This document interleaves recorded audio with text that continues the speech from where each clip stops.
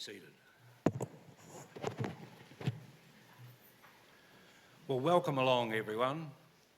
To those who don't know me, my name is Shane Arden, and it's both a pleasure and a personal honour to assist with the service of Gordon and the wider MacDonald family today. I hope everyone can hear me. I've never been accused of being too quiet.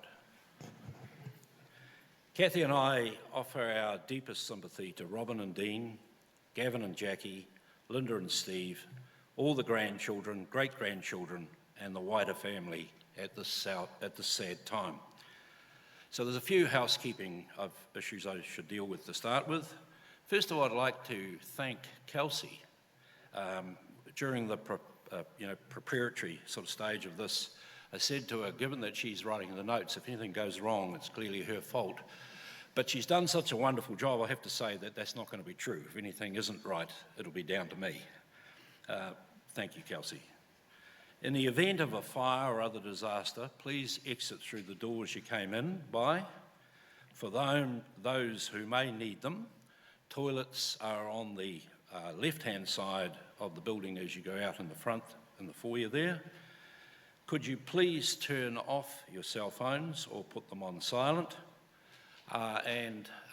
Kelsey has just reminded me this is a no smoking chapel, so please refrain from smoking. The family have asked me to invite those that can after the service and light refreshments here this morning to come out to Somerset Retirement Village at 1 p.m. on Pahutakawa Drive, Bell Block, for further tributes and fellowship, and maybe even a wee dram for Gordon.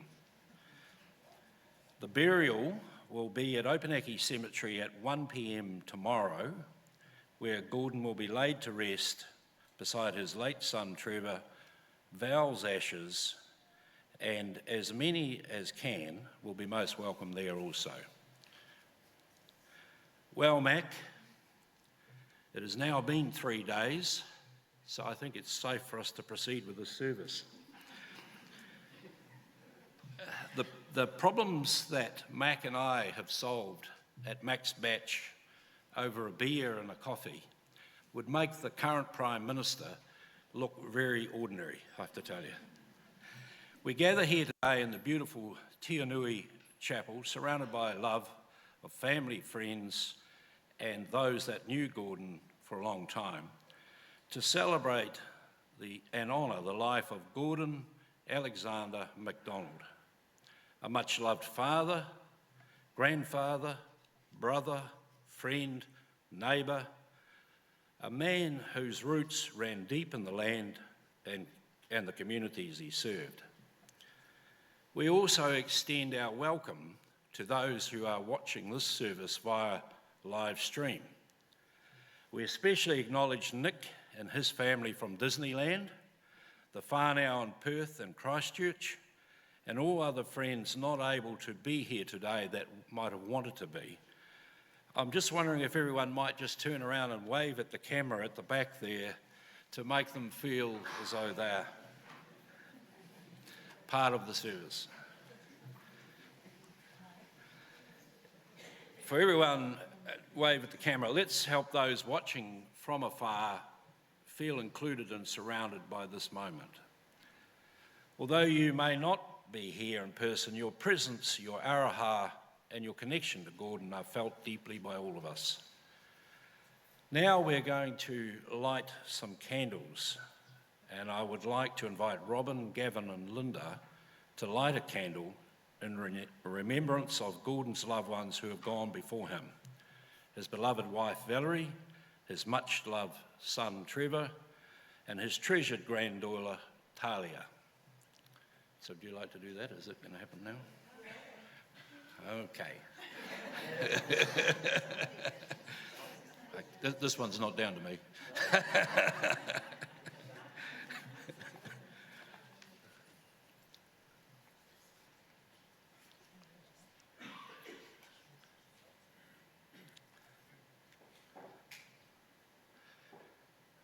Go for it.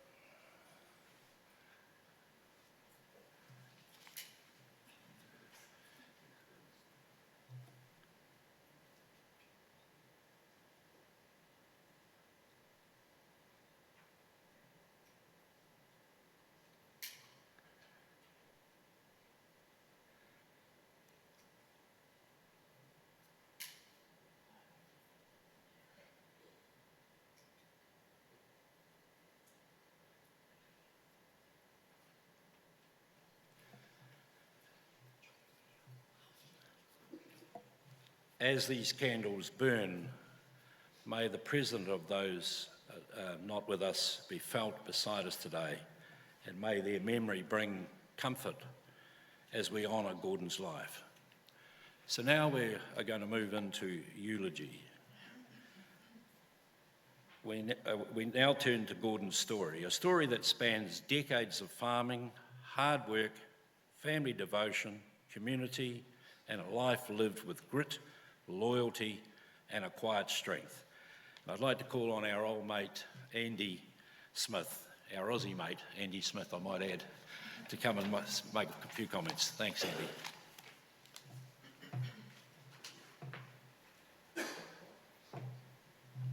I'll just have to lift this up a bit.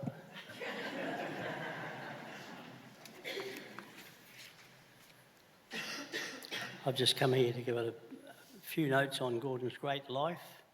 Certainly he never lost the knack of creating an atmosphere wherever he was. I'm going to tell you about Gordon's life before they got to the Waitina Road. Born Gordon Alexander MacDonald, born on the 5th of July 1935 in Napier to Les and Rhea. He was the oldest son of 6 children, 4 sisters, Elsa, Heather, Jean and Marion, and 1 brother, Ken. He grew up on a farm at the bottom of the Waitonga Hills, Ahura. Eventually they shifted to the Uriti Valley and moved to Nikarama Road, Motunui. Fairly rugged sort of country, I would think.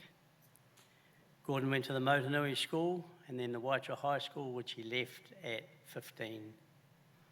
During that time, he helped his dad, who was shear milking on the Mooney farm at Uanui. Gordon married Val on the 11th of May, 1957. He worked at the father-in-law's farm, Bill Manning, out on the Koki Road, feeding pigs. The pigs were fed from the way from the Waitoto factory, and when that factory was closed down, he joined the Federated Farmers Relief Milking Team. So I presume he was a bloody hard worker. They then lived on the Pukearara Road, working for the Phillips family. During that time, Robin, Trevor, and Gavin were born, and they stayed there for 4 years. In 1966, the family moved to Waitina Road, Pihama, and Gordon shear milked for the Toslin farm. The family stayed there for 3 years, and from there, they bought their own farm at the top of the Tikiri Road, Waitina Road in Tikiri, and remained there for 47 years. So he earned every bloody cent, I would say, that in his time. But there's my old travelling mate. Cheers.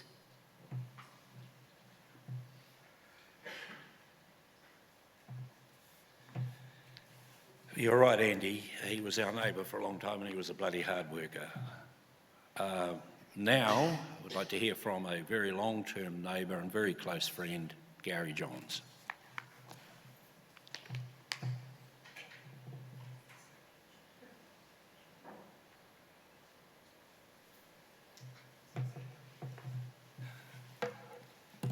Gary Johns, I was Gordon, Mac,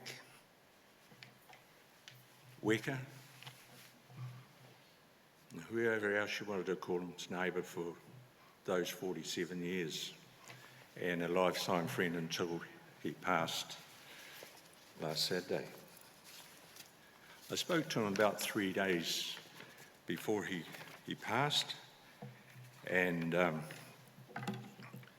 he was in fine spirits, and while I live at Cambridge now, I said to him, we won't be down to the 29th. And he said to me, I'll be there. So it was a hell of a shock when Linda rang me, or sent out her little blurb, that Gordon had passed on the Saturday when I'd been talking to him on the Wednesday. So here we are today. I first met them, and I don't know if Andy's right or I'm right, but I met him in '68, I believe, when he bought the farm at the top end of Waitina Road off McDonald's. He was a McDonald and he bought it off McDonald's. 1969 was a big year, wasn't it, Linda? That's when Linda was born. We always said that he moved from the arse end of the road to the top end of the road, which is up under the mountain. And it was so bloody cold, they had to cuddle up at nights. But Linda assures me, Dad told me I was the result of a slow milking cow.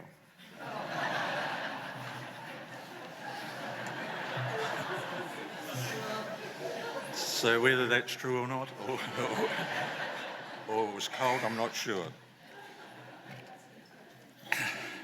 Dad instantly became a good friend of Gordon's because they enjoyed a drink.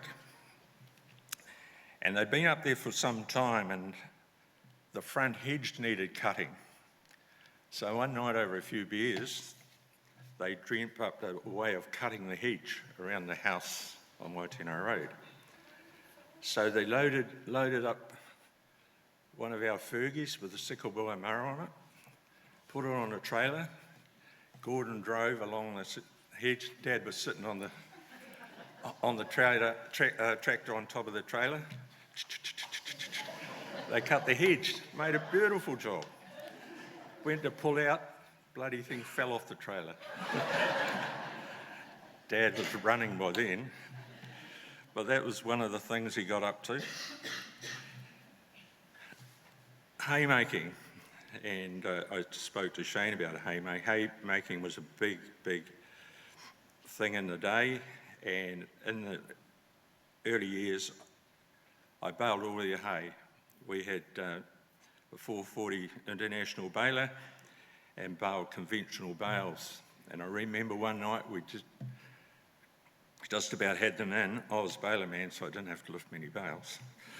But we had this big load coming down to the back barn. And cousin,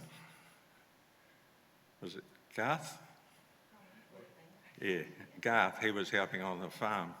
He's sitting on top. What happened when we pulled out onto the race? Whole bloody lot fell off with Garth. We wouldn't have got away with that today with health and safety. Then we bought a round bale, my brother and I, and everybody in the district. We were only going to bale our own, but everybody in the district wanted round bales. So we said we'd do Gordon's until the day I was driving out the driveway up the race, and I met Gordon coming back with a rake. She says 3 paddocks are all rode up there, ready to go. So it was quite a still day with a sort of little light westerly blowing. And as I drove towards the mountain, the bloody dust, because we couldn't afford a bloody air-conditioned tractor or anything, and it was blowing dust all over me. Then I'd turn, go towards Opunaki, then back towards the sea. And I found out him and Trevor had gone fishing for the day, and here I was sitting in the dust baling his bloody hay. Gordon was a member of a lot of things. Savage Club was one that he really loved, and some of the antics that happened at Savage Club were huge.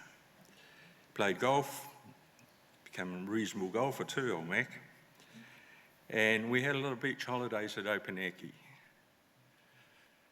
We also played pool at Oanoe, and of course there was always the top end played the arse end of the road. There was OEO Road, there was Main Road, there was quite a few roads that we played in a competition there.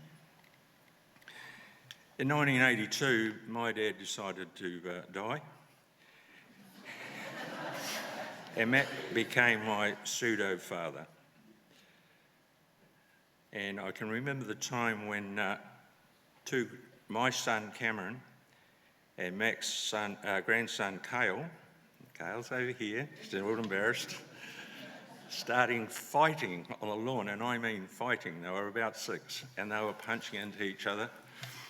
And because Cameron had called Val Nana, and Cale said, "She's my Nana." "No, she's not, she's my Nana." And so they had a real bloody punch up there. It was about this time we started going fishing. and going for a week. And the first 2 years we went to Pelora Sounds. We had a guy with a master's ticket and 6 of us went fishing. And Peter's here today, Peter Mack, he went down. There was me, my brother, Mac. I'm not sure who the other 2 were, but Noel Schreider. And I'm not sure if it's the first time we went or the year after, but this particular time, we ran out of bread. We had no bread left. We still had a day to go. The next morning we get up, everybody's having cornflakes and that sort of stuff because there was no bread for toast. He pulls out 2 slices of bread, pops them in the toaster, and ate them in front of us.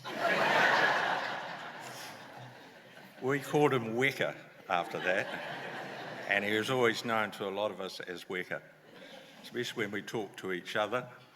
Oh, have you seen old Weka lately?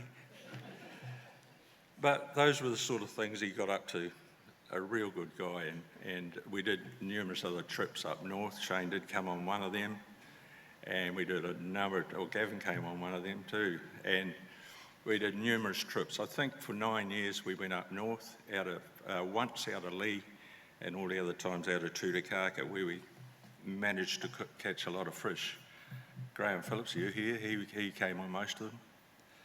But it was to stop at Puhoi Pub to get the supplies on Sunday afternoon. And we didn't get much food there, but what we got was pretty damn good for a week. But that all came to an end, and it was in the early 2000s that they sold the farm and shifted to New Plymouth. And he got involved with 2 great racehorses. She's Sensational, I think won 4 or 5. Kawi, who won 6 or 7, Andy? Group 1 races. Anybody that knows anything about racehorse, if you could win a Group 1 would be absolutely fantastic, and I think they won 12 to 13 of them. Him and 4 mates. They had a car that they called the Dribbly Wagon. So it was the people that were involved in the horse. They bought this 7-seater, and they'd go everywhere in the Dribbly Wagon. And so was named because the driver was driving, and when he looked around, he wanted to sleep, dribbling. So that was the fun. They went to all the top hotels and had the best dinners and everything on these horses for quite a number of years, for 10 years probably. When they got out of the horses, Gordon spent a lot of time at Uranui, whitebaiting, fishing with Gavin, and he really did enjoy his retirement. I look back on it and say, Mac, you're a good bugger.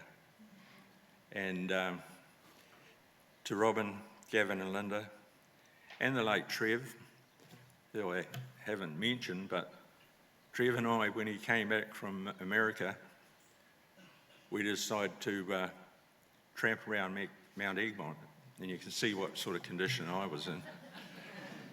He was very fit, and we went right around the huts. Took us 3.5 days from hut to hut. But Val and Gordon came down the night. We were packing our packs, and we had beer, we had eggs, we had bacon, we had everything you can think of, but we couldn't lift the packs. So we had to take half it out, so we took a bottle of whiskey each instead of the beer. And we had apples. Well, that was the first thing we had to eat, apples, because they're bloody heavy too. But Trevor was a good boy.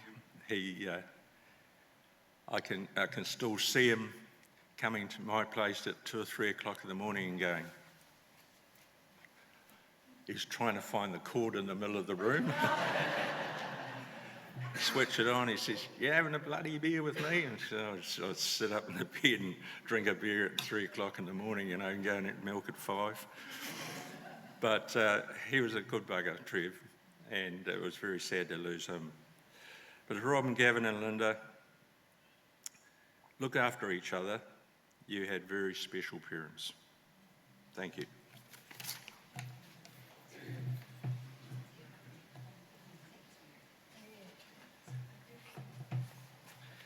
Well, thank you, Gary.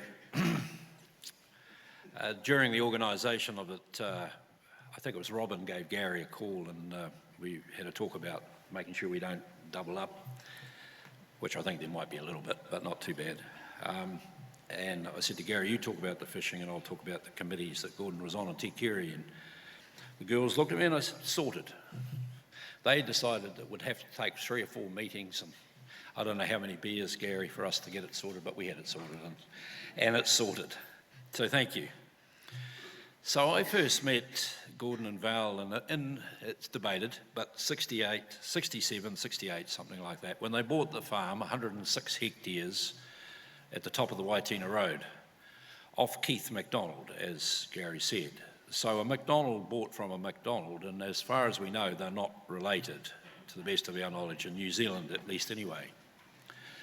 To say that the area of Te Kere was underdeveloped in terms of a farming area at the time compared to other farming areas in the neighbouring districts is very much an understatement.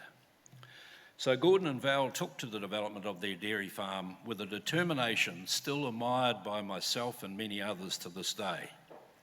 The farm went from a very average, very rough place to the farm that won the New Zealand Sharemilker of the Year, winning farm and winning couple, and I think Maurice and Brim are here. I'm not sure, I haven't seen them, but that's what you call making a difference. His determination and attention to detail was an inspiration to many of us, and he became a mentor in this area to me and many others. When we bought the McGregor estate in 1983 next door to the MacDonald farm, we only had a rusty barbed wire fence between ourselves and Gordon. And Gordon and I replaced that over the next few years, or big chunks of it. I'm not sure why it became such an urgent thing for Gordon. I think he might have thought that the new neighbour had more cows than he'd ever seen on the farm before, and the old fence might come under a bit of pressure. Or the old owner of the McGregor estate was so difficult to work with that it never happened, and it could have been a bit of both.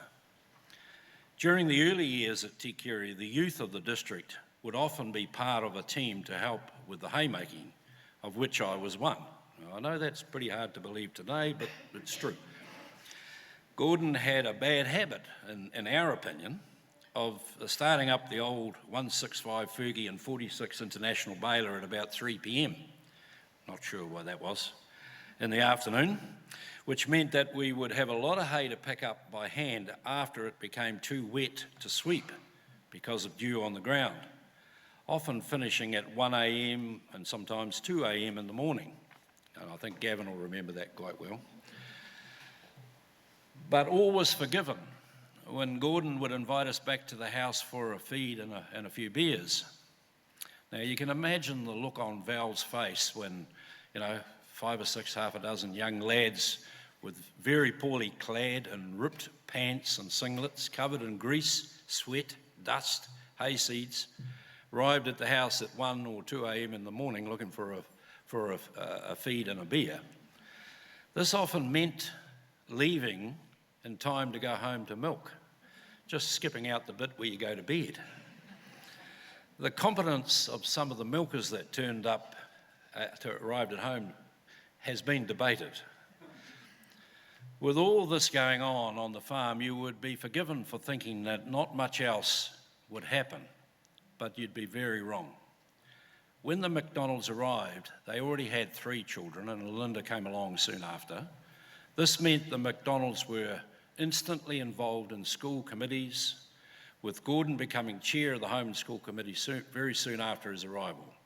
He went on to be part of the Hall Committee, the Gala Committee, the Jubilee Committee, Jubilee for both the Gala and the school. He was involved in the leadership of the dairy industry as a director, and at one stage the chair of the Awatuna Dairy Co-op, and then a director of Kiwi Dairy Co-op after Awatuna amalgamated. Well, Mac, today's the 20th, and there's a lot of us that were very dependent on you making sure there was enough money in the bank on the 20th to pay us. In fact, there was 90 farmers or 91 shareholders in Awatuna and a hell of a lot more in Kiwi. And we were living hand to mouth, and if that cheque didn't arrive, we would have all been in trouble. So thank you today from one of those who appreciated that. Gordon and Val were keen golfers, and the Opunake Golf Course was establishing a new golf course on the Namu Road, Opunake. Gordon was very much involved in this development and chaired the club for some years. He formed a friendship with fellow golfer Ron Brewer and remained good friends with Ron and Nevis for life. In fact, it would be great to see old Brew here. I'm sure Mac would have been happy if it had been the other way around, but there it is. Coal Creek water supply. So, we had a water pump in the, Gavin's grinning already. So did the McDonald's in the same shed that we shared the power line, and it would break down daily. So it was Gavin's job to go and fix it, I'm sure, along with the other kids, Trevor perhaps as well. And so something had to happen. And so Gavin and I built a new shed. It's still there, despite the fact that Mac told us to get washed away. We were too close to the river. It's still there. And we put in a pump. Soon after that, just spending all this money and upgrading the system, a committee, and Gordon was very much a part of it, driving it, decided that there should be a rural water scheme. And it was a great concept, still is, some of the best water in the world. But we couldn't afford it. We just bought the farm, and it was just too much money. So those further down the hill, which have already been described as the bottom end of the road,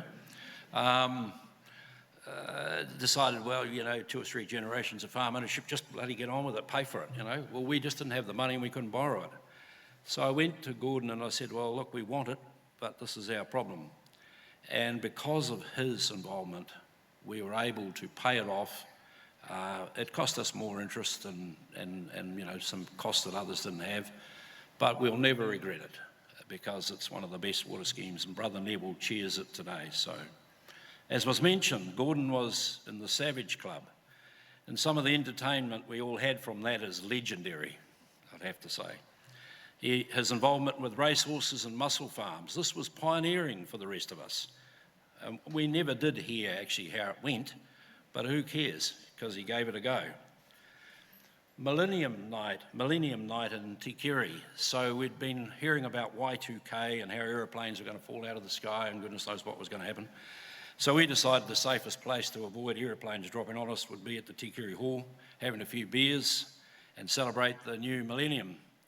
So, of course, all the energy companies were going to fail and all the lights were going to go off and the hospitals were going to tip over and goodness knows what was going to happen. Another, one of those kind of government-driven pieces of nonsense. So we're there at the hall, old Lang Syne just starting to kick in on the old tape recorder. Bang, it all goes black, dark. Where the bloody hell's Mac? And a few minutes later, the power comes on. Mac arrives, and he was the slayer of the Y2K bug. He'd been down and turned the power off and turned it back on again, and all was well. We had a great party. Put down a time capsule, which I understand is going to be dug up soon. It's a pity Mac couldn't be there to see that. Gordon was the life of the party and played the spoons and sung a little ditty about Opunake. Everyone knows it. His wise counsel was very much appreciated. I once turned up at the McDonald's for a party with then girlfriend, now wife Kathy, and Mac came over to me quietly later on and said, I think this one might be a keeper. His love of family was demonstrated on many occasions in the lives of his children.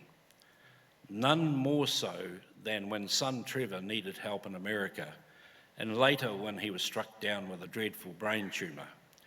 It demonstrated there was nothing Gordon and Val wouldn't do for their kids, and I'm sure the rest of them will give you some good examples as well. We have lost a good mate with your passing, Mac. Rest in peace. I, along with others, will miss you. So now we have some tributes from Robin, Gavin, and Linda. Share your memories. Good?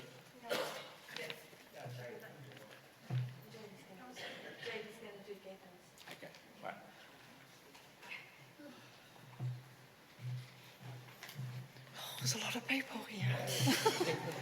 Oops. Wow. Oops. You go first. I'm going to go first. Why? Let me just. Okay.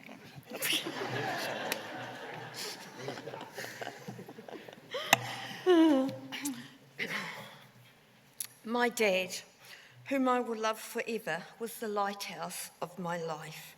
Steady and unwavering in his strength, he carried wisdom in the way he lived, in the choices he made and the quiet guidance he offered.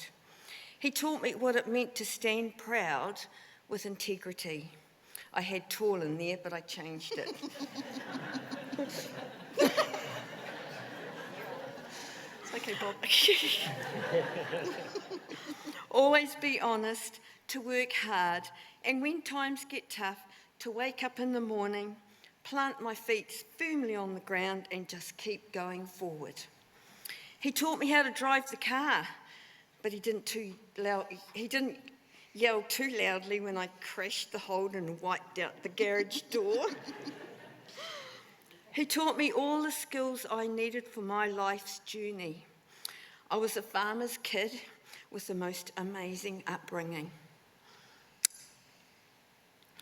My dad was my lighthouse with the beacon shining brightly, and because of him, I will always know the way home. I will always love you, Dad, and forever miss you. Damn, I wish I'd gone first. God, okay. Okay, this is my tribute to Dad. So Dad was always the quiet listener, the one who let you talk. He'd be nodding away patiently, and then just when you least expected it, he'd offer a single line of wisdom that was absolutely spot on.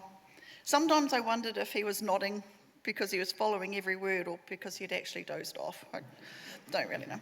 But without fail, what he shared was always a pearler. I learnt to trust his way of seeing the world, although I was always happy to challenge him. I thought I'd killed him once when I announced I did a protest vote and voted not national. Sorry, Shane. No. He turned a really funny colour. But I'm pretty sure he still loved me. So however, if I can live my life with even a fraction of his gentleness, steadiness, and to receive the love and respect he earned, I would consider myself incredibly lucky. This is the end of an era for us as a family. For me, Robin talks about her lighthouse. That's what Dad and Mum were always. They were everybody's lighthouse. You know, everybody came to them, and we're just going to miss that. And I just love you, Dad. Yeah.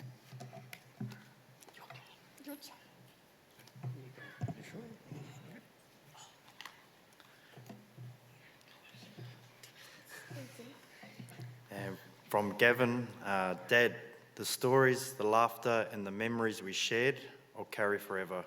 I could always go to you for advice, and we'd solve the world's problems over a drink or two. Gin gin.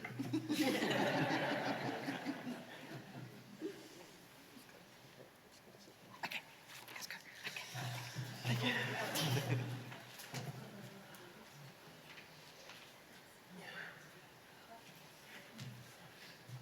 Well done, guys.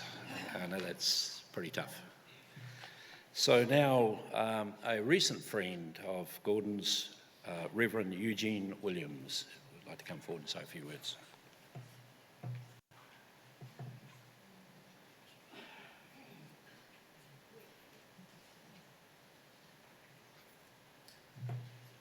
Good morning.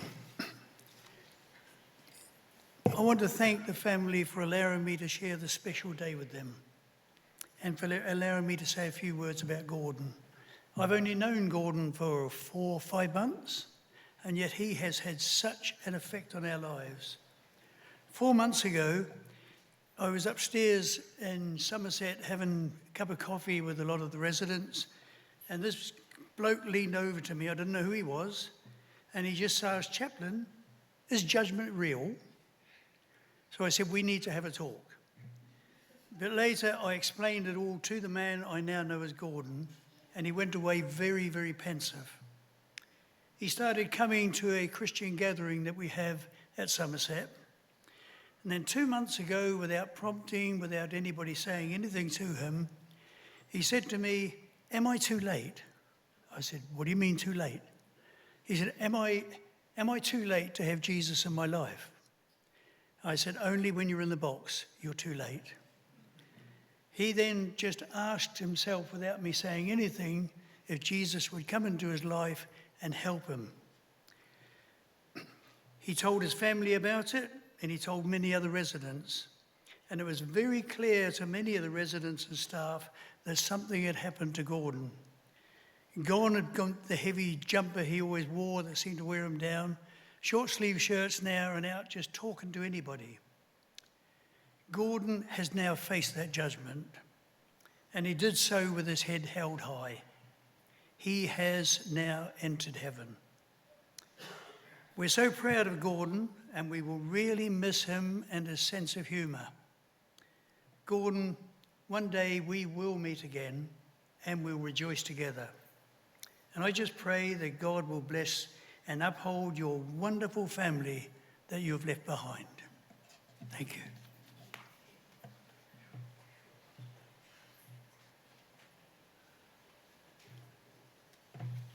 Thank you, Eugene. Your words will not come as a surprise to many here. Gordon's grandchildren would like to pay tribute. So if you'd like to come forward and do whatever it is that you're intending to.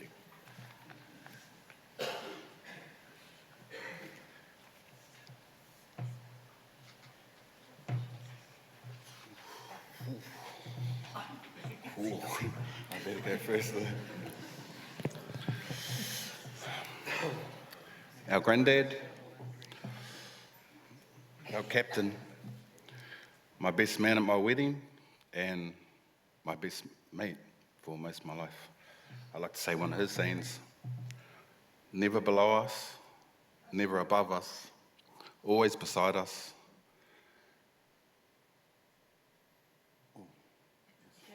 Hang on, that's not how I thought it. No, hang on. He's missing cheers. No. Never below us, never above us, never below, always beside us. Always beside us. Cheers. Send Nana our love too. Corporal, captain on deck.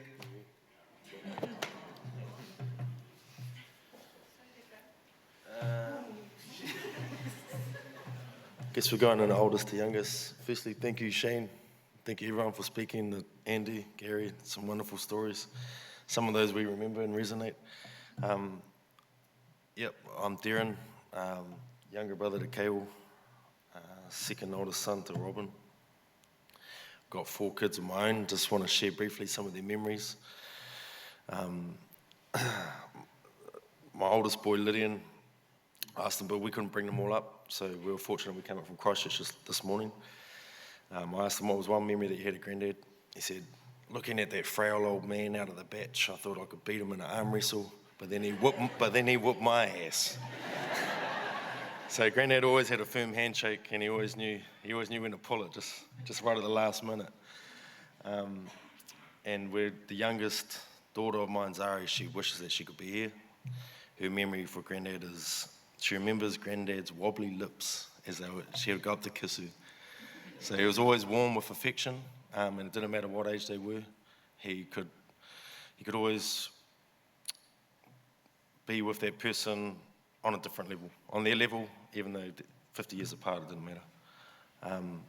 A memory of mine that I have with Grandad is we moved back from Australia 92, end of 92, 93, and it was kind of the first real memory I have of Grandad, of hanging around, seeing this guy in his overalls down the sheds and doing all this work, and I thought, oh, he's pretty cool, he's pretty tough, does all this work. So he took me on the farm for the first time down the end there, and I was like, oh man, I'm working with my Grandad, this is awesome, I'm doing some real hard work. Grandad, I need to go to the toilet. He goes, you just go take a lick on that fence over there.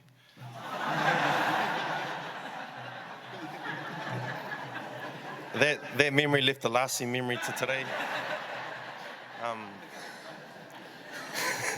But that's who Grandad was. He knew how to have a laugh behind it all. He knew he was teaching you lessons, so yeah, we moved to Opunaki. I was thankful enough to buy the house of Grandad, Nan and Grandad, that they brought for us to move in. So for me, that was a big piece of giving something back to them that allowed us to grow, and that I understand helped them in the later years as well. So yeah, memories are, oh, there he is there. It's that smile and it's that glint in the eye. That's the way he's always going to be remembered.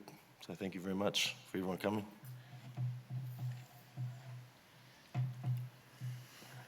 Hello, so I'm the other brother.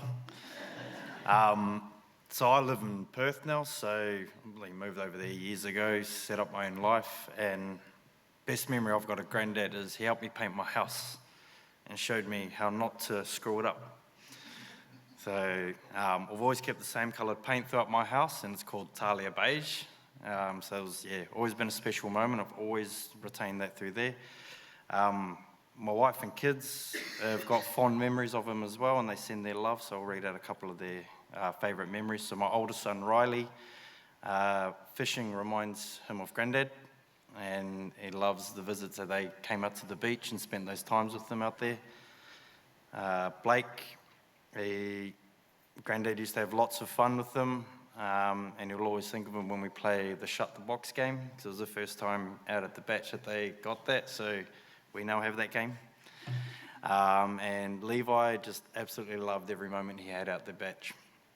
My wife, Kim, she says, I'll miss your joyful laugh, the way you lit up the room and brought everyone together. Time with you always felt like home, full of love and laughter. Oh, to be able to give you a hug and hear you sing your Opunaki song one more time. Here's a gin for you, Grandad.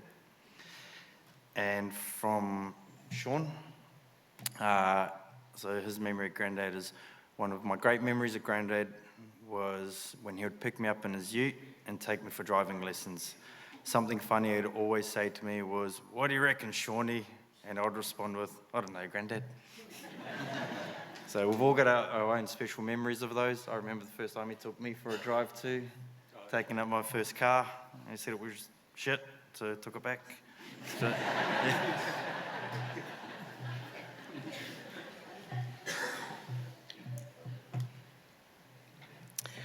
Hi, I'm Sophie. I'm Linda's daughter. One of my favourite memories of Grandad was on a summer holiday about 15 years ago. Grandad set me up with a summer job working with Alan Sharrock at his racing stable. On my last day, Alan let me gallop She's a Magic around the track, but it was full jockey style. I had tears in my eyes. It was one of the most incredible experiences of my life. However, the next day I was flying out of New Plymouth back to Auckland, and I physically couldn't get out of bed. My legs were so sore after being hiked up so high in the jockey stirrups that I couldn't walk. Grandad, at about 75 years old, picked me up and carried me to the car all the way to the boarding gate. That was Grandad, one of the strongest men I've ever known, a true legend, a man I'll cherish forever. And at every next race, I'll think of him and carry him with me, just like he carried me that day.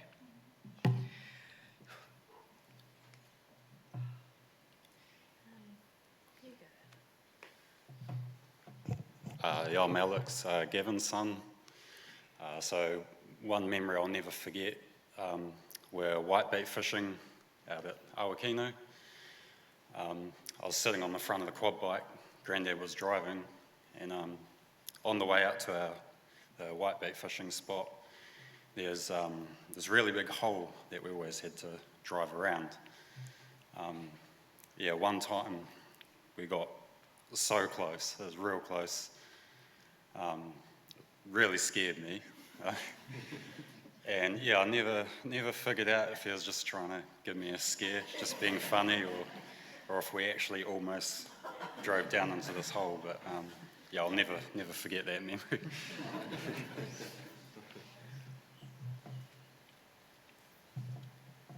Hey, I'm Ricky, Linda's kid, Linda's son, sorry. Linda's son. And I'll be sharing my memory with my brother, who's not here, who's in Disneyland. For my brother's 21st and my sister's 18th, Grandad really wanted to smoke weed with all the grandchildren. So there he was, sitting in this big circle with all the boys, but he didn't pass it to the left and he couldn't walk. I was sitting on the couch talking to someone and just seeing Grandad pretty much like that, just toes dragging along the carpet. And that story is still talked today among all my brother's friends, and even my friends. Yeah. No, just what a legend.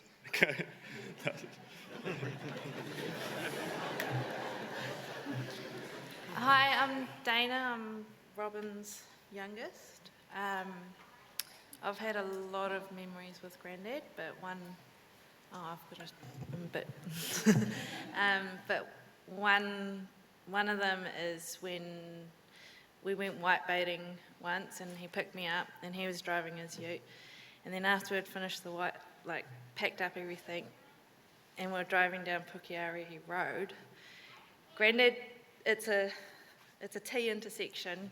Grandad didn't even look either way. He just drove straight out. I said to him, I was like, did you know that you've got to stop? And he goes, oh shit, did I? And I was like thinking, how many times have you driven down this road? But yeah, so we made it out. But yeah, those were one of my favourite ones, is when we used to go whitebaiting. Yeah. I want to call up Chanel. And because I know that you guys have had a lot of good times with Nana and Grandad, and I just want to bring you up for you to share some memories on behalf of the Wilson kids and the Wilson family. It's a bit sudden. Yeah, sorry, put you on the spot. Yeah, so we used to be on the farm with Gordon and Val, and probably one of the good memories is we had the house up the top. We'd always bike down and go see Gordon and Val, and just like they were grandparents to us kind of thing, and we'd always spend a lot of time with them, and they'd help us do things, and we'd be on the farm with them and tractors, and I guess down on the actual cow shed, you just remember him milking, and there'd be Dad and us and all the kids cleaning the vats as well. But that'd be one of the jobs we'd get stuck into, and we have to get into the vats for them and clean them out, and just heaps of farming memories. And I guess, yeah, the batch as well, that's probably a recent one for the last many years. But yeah, lots of fond memories from us. Oh, and we did share a birthday, so now my birthday buddy is now gone, so next birthday will be missed. Yeah, thank you. Thank you.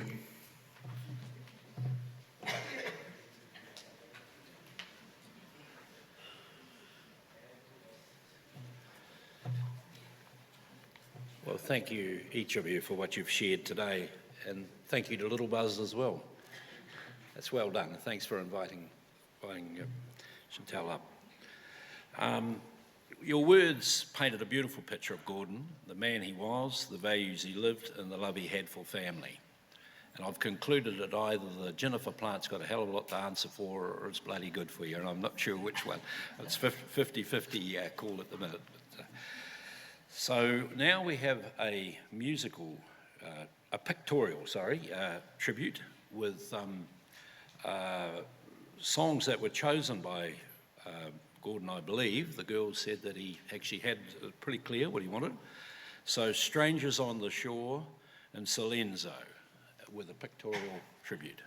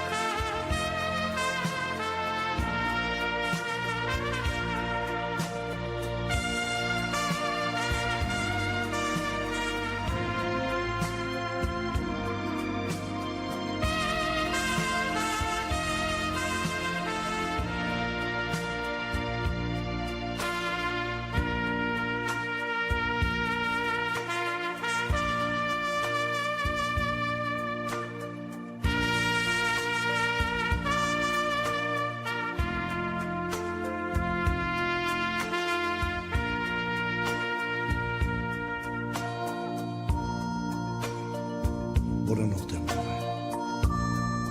buonanotte ovunque tu sia.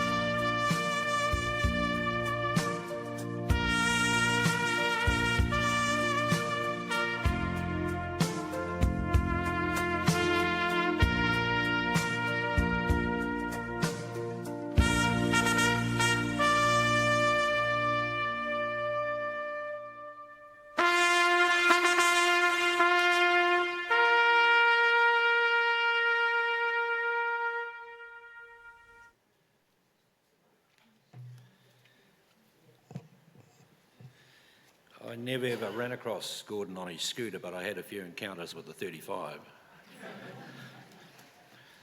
So that was beautiful. Thanks very much, guys. That's really lovely.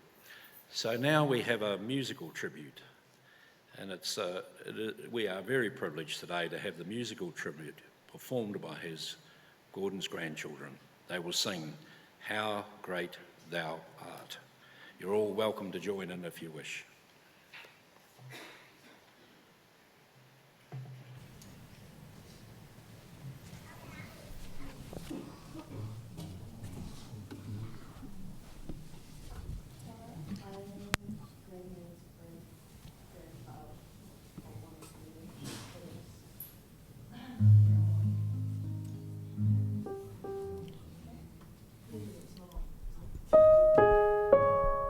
Yeah. Please sing along because I just stopped myself from crying. So I will cry again.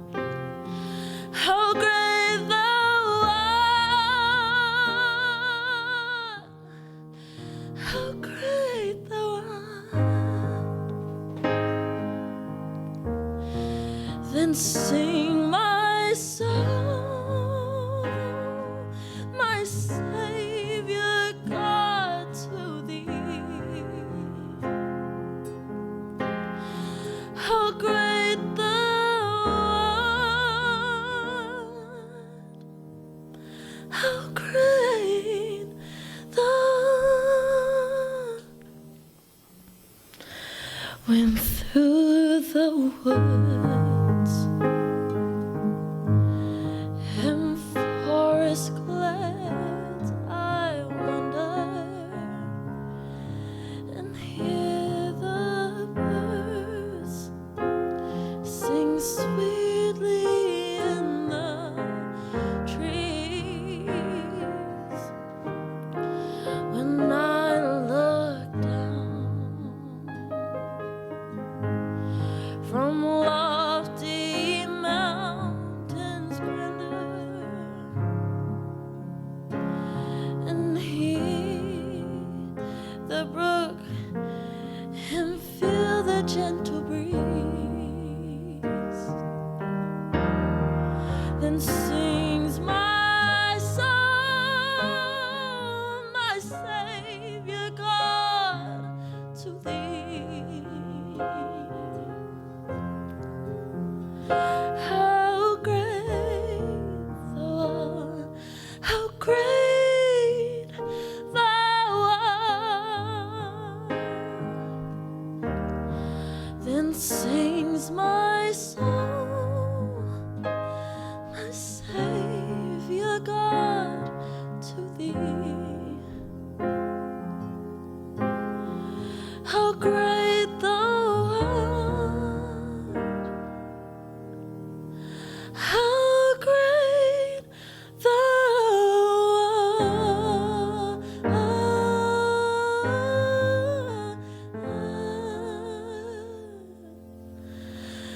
How great thou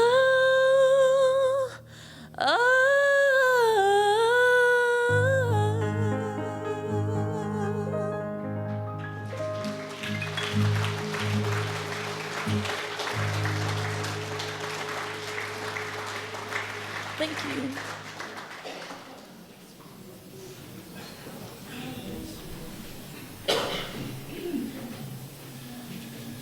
Thank you very much for clapping.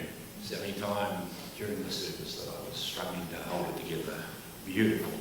You did well, Mac. You did real good. So it's come time now for the committal, but before I do that, after our final words, as we listen to Starlight Melody, you are invited to follow Gordon's family out of the chapel into the foyer, where you may leave a message on his casket and offer your final farewells. Please then join the family in the chapel lounge for a cuppa before heading out to Somerset for the 1 p.m. to continue sharing stories and memories of Gordon. So now the committal. We stand here today as family, friends, former colleagues of Gordon Alexander MacDonald. We now prepare to respectfully commend his soul and earthly body to a peaceful and painless rest. Today is a day to celebrate for his life lived to the full, whatever measure you may apply to it. Although we may find sadness in saying this final farewell, we should also find comfort, solace, and inspiration in our memories of Gordon. He has left behind far more than he could ever take, with what he's achieved, taught, drove, led, with all the things he was involved in during his time on earth. His children, grandchildren, great-grandchildren, plus all of us whom knew him well, can learn from the example he set and what he taught to become a living tribute of him. Gordon Alexander MacDonald, we commit your body to be buried. May the road rise to meet you. May the wind be always at your back. May the sun shine warm upon your face and the rains fall soft upon your fields. And until we meet again, may God hold you in the hollow of his hand. Rest in peace, old mate. Thank you.